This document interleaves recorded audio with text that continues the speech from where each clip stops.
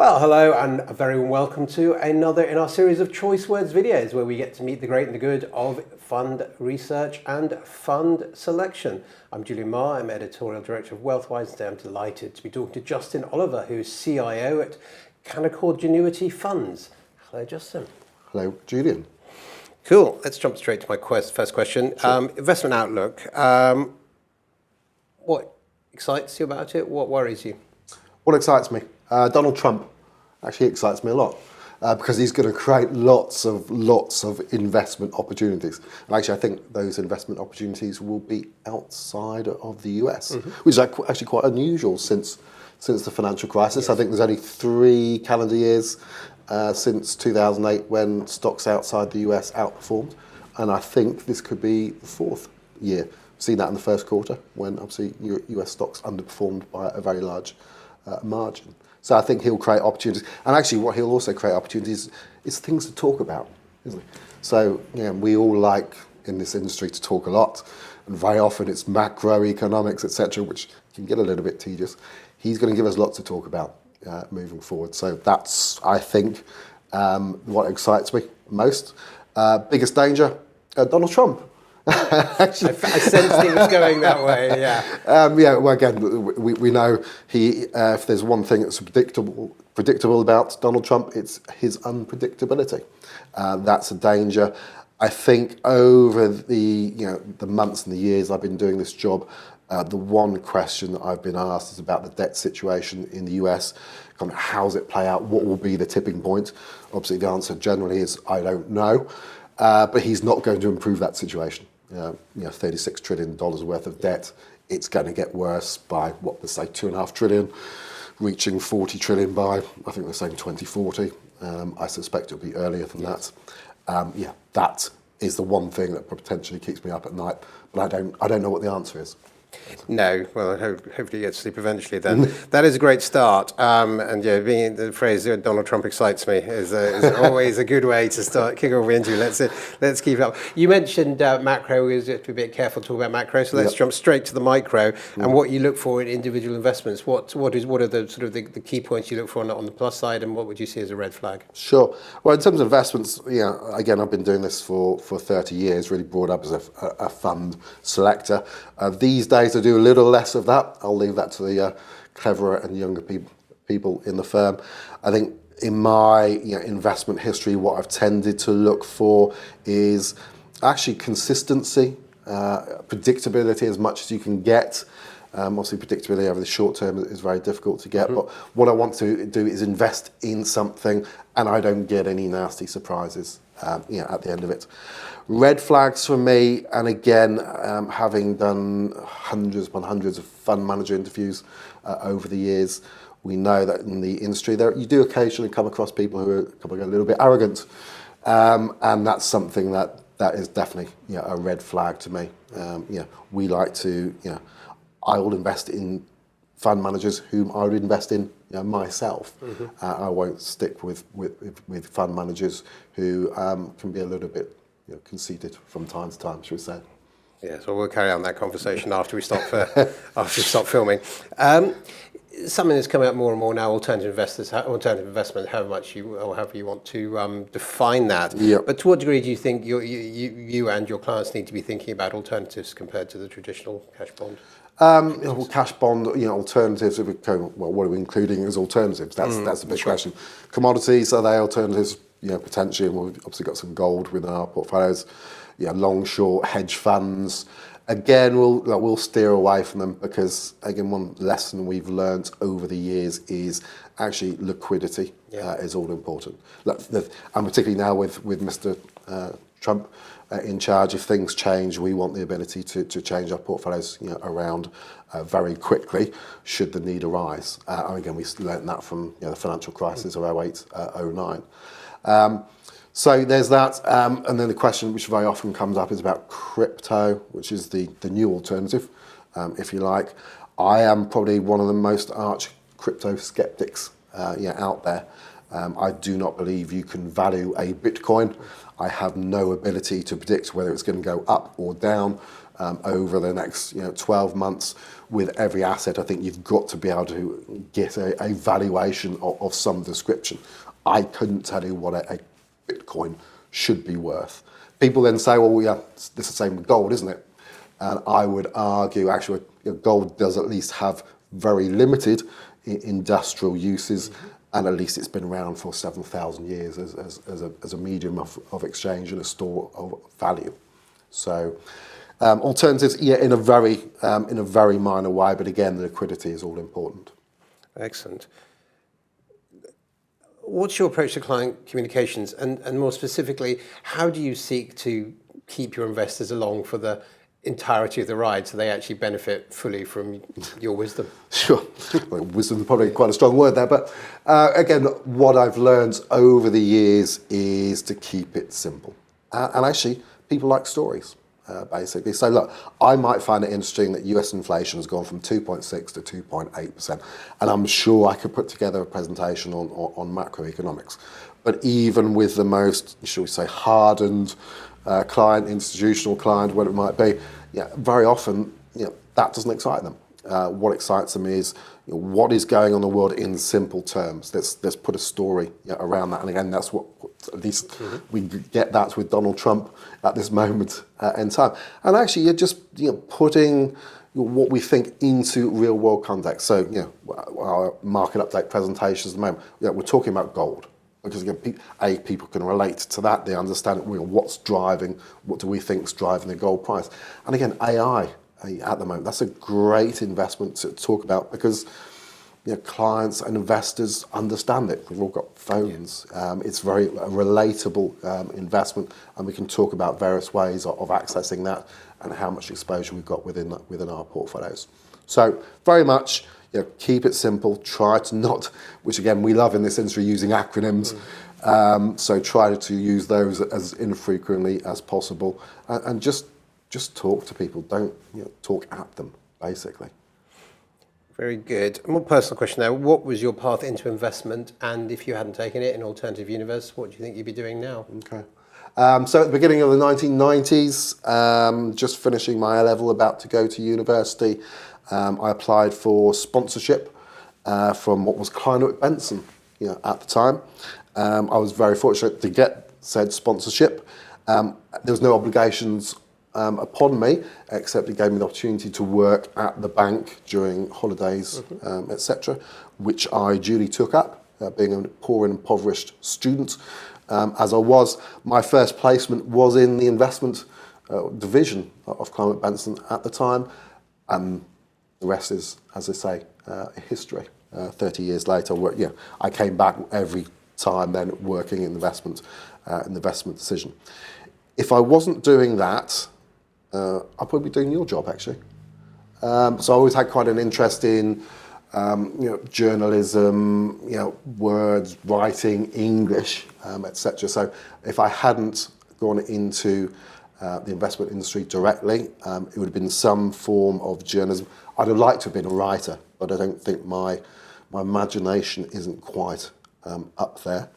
But something to do with journalism, whether it's investments or more Broad Street, I don't know. That's probably what I'd be doing, I think. Well, I think you'd have moved on from being an impoverished student for a bit longer with the impoverishment, but you may well have made the right choice on that front. But yeah, we do it for love. Yes, we do it for love, obviously, and the joy of informing, etc. What's the biggest investment mistake you've ever, or you're prepared to admit to? And what did you learn from it, if anything? Well, 30 years, I'm still racking them up. Right. Again, it probably goes down to the end of the 1990s. I would say, the first technology bubble, like a lot of people in the industry at the time. I probably got a little bit caught up in the hyperbole.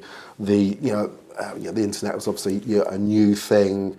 No one had really experienced it before, and probably went a little bit too large into technology investments. I remember one particular client. I had a pure technology company portfolio, which was doing obviously extremely well at the end of the 1990s. Right up to the point when it wasn't. Indeed. Well, right during 1999, he wanted an even more aggressive technology portfolio.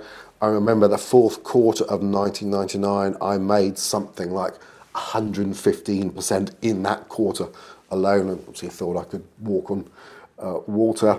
Actually, the client then decided he could dispense my services and do it himself. He got his own Bloomberg, etc., and went full gung-ho right at the peak, and as you might imagine, pretty much lost his shirt.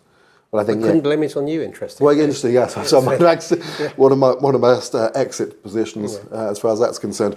So yeah, it was like anything. Probably got a bit too caught up in it at that moment.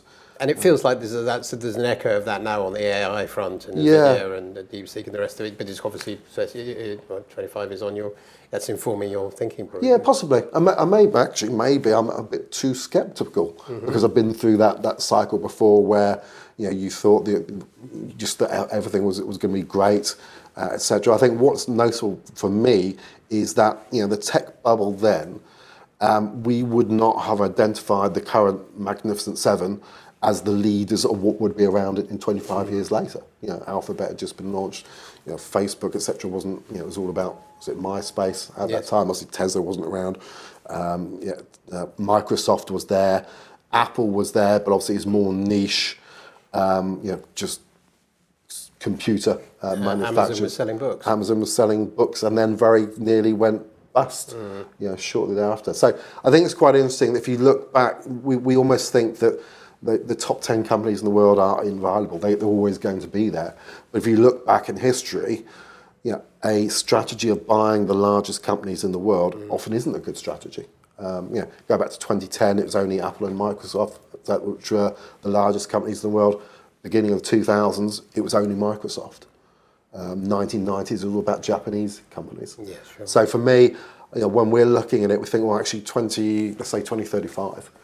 Which are the companies which are going to be the largest? Actually, there might be certain companies we've never heard of now launched on the back of AI. So it's an interesting time. Again, it goes back to the exciting investment opportunities which are around at the moment. Good stuff. Outside of work, what's the strangest thing you've ever seen or done? Everyone's favourite question. Yeah, so probably someone walking a pig. Yes. In Canada, just walking down the road, taking their pig for a walk was probably one of the strangest things that I've come across, basically. Going to market, part of a fairy tale? I don't know. I remember someone marking, "Oh my God, it's a freaking pig." It was just strange. But yes. Well, I have to say that is very much this question comes from. I remember seeing a comedy routine where a guy went on this long thing. I said, "I've seen this, I've seen that, I've seen this, but I've never seen the things I've seen the day I rode the hound, as in the Greyhound bus." And I sense that your answer there is in the spirit of that. Great. Back to a more grown-up question then. What are your best and worst case scenarios for the future of wealth in the United Kingdom? It's a difficult one. Best case is that we've got the city of London. I think that is very much kind of embedded in the culture. Obviously, I'm based in Jersey, so maybe slightly distinct from that. I think the best case is that the UK, London remains that centre of sort of wealth management in Western Europe. What concerns me is, again, certainly in the islands, is some of the costs of doing business. It's not particularly cheap, and I guess the same is in London as well. And you're comparing that to other jurisdictions where it might be cheaper to do business. So, yeah, and again, we sort of see it for us sometimes trying to encourage new entrants into the industry. Actually isn't as easy as you might think it would be, because maybe sometimes doesn't seem quite as exciting as working with AI and all these sort of cutting edge industries. Financial planning, maybe not for everyone. So I think maybe one of the dangers is we've still got to try to encourage younger people into the industry. No, it is ridiculous, isn't it? This shouldn't be seen as in America. It's seen as very much an aspirational profession, and not so much here. And I had no idea when you mentioned the Climber Benson sort of almost. If it was, and the sponsor thing almost sounded like I knew it existed for the army, for example. You go there and they hope you stick around, but you did actually stick around in your version of it. There's just, I mean, do those things still exist now? I mean, who knows? But it doesn't feel like it, does it? No. I sometimes do ask the question about how does one go about attracting. I think a lot of it comes down to just being seen as a place one would want to work, and the way Her Majesty's Financial Services gets beaten up doesn't always feel like that. Yeah. I did actually wonder, also my geography, I was desperately trying to think, what's the biggest way of talking about the United Kingdom? I should have said the British Isles, shouldn't I? And then I would have brought Jersey into it. But does there feel to be, since you take advantage of that, and St Helier outside us, is there, you mentioned Costa, is there a twist to the wealth sector in Jersey that we don't see in the UK? No, I think it's pretty much broadly not dissimilar, basically, apart from the cost element, and maybe sometimes there's not the talent on the island that you might otherwise have, so maybe need to look further abroad. But no, not massive different. Cool. All right. One very quick question. Going back to those times at KB back in the 90s, what advice would you have given yourself on the first day in the job? I remember when I was first started giving presentations, just about how nervous I was, and it takes time and experience to just start to build that up. So I think to my younger self, I'd say just have confidence in your own ability, remain humble wherever possible, and it just comes with practice and experience. We'll screw up from time to time when giving presentations, but most often it's only you that notices that, not the audience. So I would say to my younger self, you'll be fine. It will come good eventually. Just basically keep at it, essentially. Very good. Last question is, we call this choice words because of what you do for a living and making choices, but this is more personal recommendations. The rules of the game are one book, doesn't have to be investment, and the other one is a free hit. Any recommendation you would, I'm sorry, I can't resist making a Bergerac reference. I've been talking about that all the whichever Charlie Hungerford's club was around here, maybe at St Helier, I don't know. Book recommendation, again, I feel I should give some highbrow answer about the psychology of money or something like that. That's just not me. No. Actually, what I like, and again, it's going back to the communication stuff, I like people like Michael Lewis and Tim Harford, who talk about investment-related matters, but do it in a kind of a storytelling way, and bring in just kind of interesting, things. Whether it's Liar's Poker for Michael Lewis, or The Undercover Economist with Tim Harford, I find that really, really good. So anyone who can tell me a good story around the investment industry, I quite like. So make sure you get your full exposure to that. I think that's very good, because while oddly enough, The Psychology of Money has been my recommendation a number of times. Okay. Morgan Housel, that's a brilliant book and a brilliant intro book. If I could write like one person, I would love to write like Michael Lewis. I mean, that is, he is. It's sick making when I read his books. You just think he makes it look so entertaining. Anyway, sorry, intro. Yeah, that's absolutely right. In terms of the other recommendations, again, we've talked about, I'll say the Channel Islands, right. not Jersey or Guernsey, because I'm a Guernsey boy, born and bred for 50 odd years.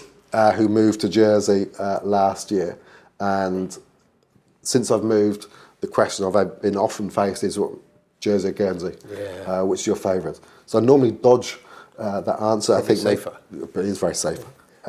They've both got their pluses and minuses. I think St Peterport is prettier than St Helier, but I think some of the beaches that Jersey has are better than Guernsey, but both are fantastic places to live, work, raise a family. It's very safe. People are very friendly on the whole. So my other recommendation is, if you've never been to the Channel Islands, make sure you come. Try to visit as many of them as you can. Include Herm and Sark within that, which are also beautiful places to go. So, well, there you go. Choice words brought to you by the Channel Islands Tourist Authority. That's fantastic. Excellent. I get my sponsorships for that.